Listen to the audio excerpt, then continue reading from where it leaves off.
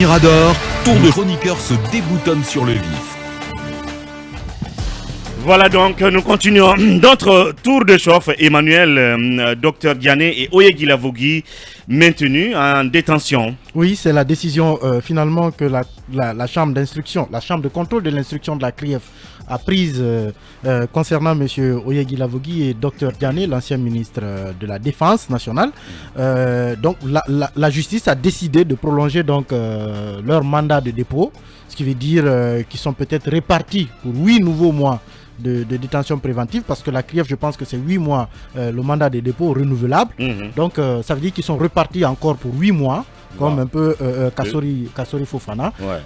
Ça veut dire que les libertés provisoires qui étaient demandées par leurs avocats n'ont pas été obtenues, et c'est important quand même de le préciser, parce que évidemment aujourd'hui quand vous parlez de la CRIEF, on pense tout de suite à Ali Touré. Ali Touré n'a pas décidé de cette décision, j'ai envie de le dire, c'est la chambre de contrôle de l'instruction qui a décidé. Peut-être que l'appel de Ali Touré dans le dossier a servi à quelque chose, mais c'est la chambre de contrôle de l'instruction qui a décidé finalement de prolonger donc ce mandat de dépôt. Et donc il ne reste plus à Mohamed Diané et Oyegui Lavogui que de suivre le même chemin que Kassori Fofana, celui donc d'intenter une autre procédure devant la Cour suprême, et espérer donc que la Cour suprême casse cette décision de la CRIEF et que leur liberté leur soit accordée. Bah, ça c'est une très mauvaise nouvelle une fois encore pour ces deux messieurs, en plus de docteur Kassori Mohamed Kaba.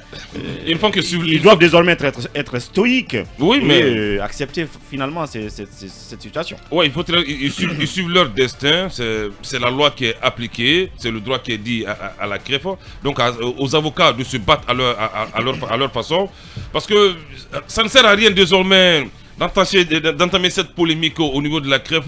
Elle est focus sur un objectif, elle est focus sur un objectif. Donc on a plus d'espoir pour leur libération avant le procès. J'observe, ce que je sais. L'objectif, c'est de les envoyer à un procès public devant les caméras, qu'on les juge. Vous avez détourné tel, que chacun s'explique. Comme le procès du 28 septembre. Exactement. Ça a tout l'air et c'est l'objectif de la CRIEF.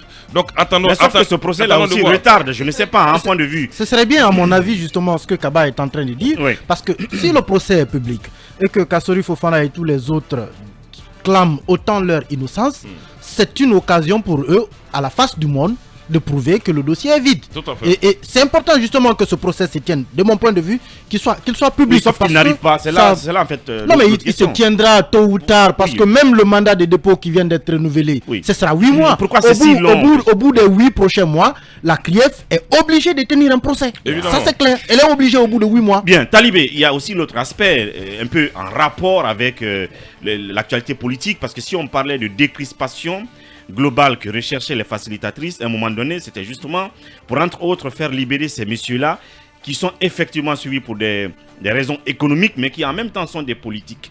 Donc, il faut dire que de ce point de vue, l'espoir est raté de la part des facilitatrices. Non, Mamadou, il faut quand même faire la part des choses pour nos auditeurs. Ce dont il est question, la procédure dont il est question, porte sur la nécessité ou non de renouveler leur mandat de dépôt.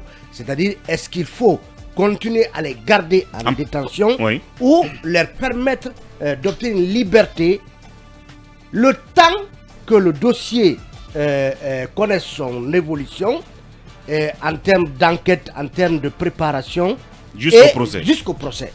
Donc en fait, il ne s'agit pas de dire en ce moment ils sont blancs comme neige, libérez-les, mais il s'agit pour les avocats de Kassori et compagnie de se battre pour obtenir qu'ils soient mis en liberté, placés certainement sous contrôle judiciaire au moins. Donc, c'est ce que les avocats n'arrivent pas à obtenir depuis plus de 6 mois.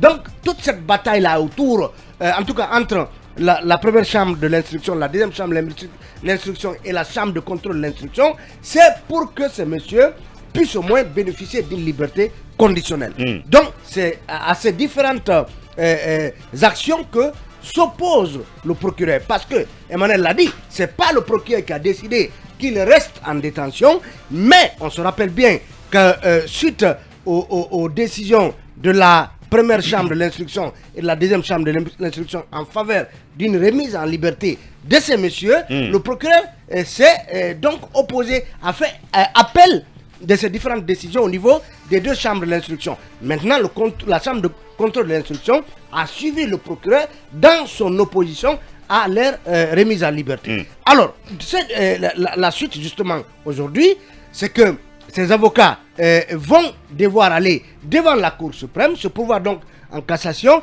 et peut-être que cette fois-ci, ça pourrait marcher pour eux comme cela avait marché pour Djoubaté, Ismaël Djoubaté, Madame Joséphine, Madame Fola et autres qui, eux, auprès de la Cour suprême, avaient donc estimé que avaient demandé au procureur de mieux se pourvoir et donc avaient demandé la libération instamment de ces personnes poursuivies à l'époque, Ismaël Djoubaté et compagnie.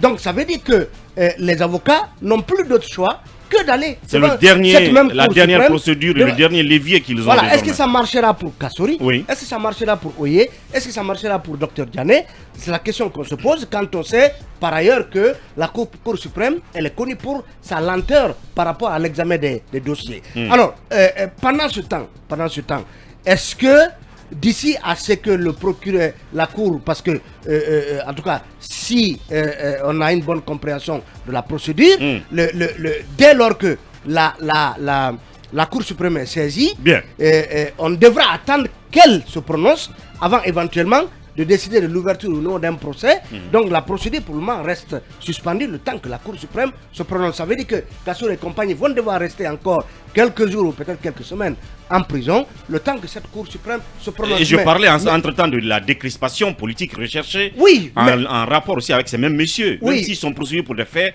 économiques, mais des raisons économiques. Vous pouvez parler de décrispation dès lors que même hier soir, on a demandé des poursuites judiciaires contre d'autres hommes politiques. Donc ça veut dire que, voilà, le colonel, certainement, son message subliminal lors du Conseil des ministres en ce qui concerne la non-instrumentalisation de la justice, s'adressait à ceux qui souhaiteraient qu'il y ait un geste de la part de la justice qui aiderait à décrisper la situation politique. Donc, pas de geste, en tout cas si cela devait être mis au compte d'une décrispation de la situation. Oui, Akoumba, quelque chose à dire là-dessus?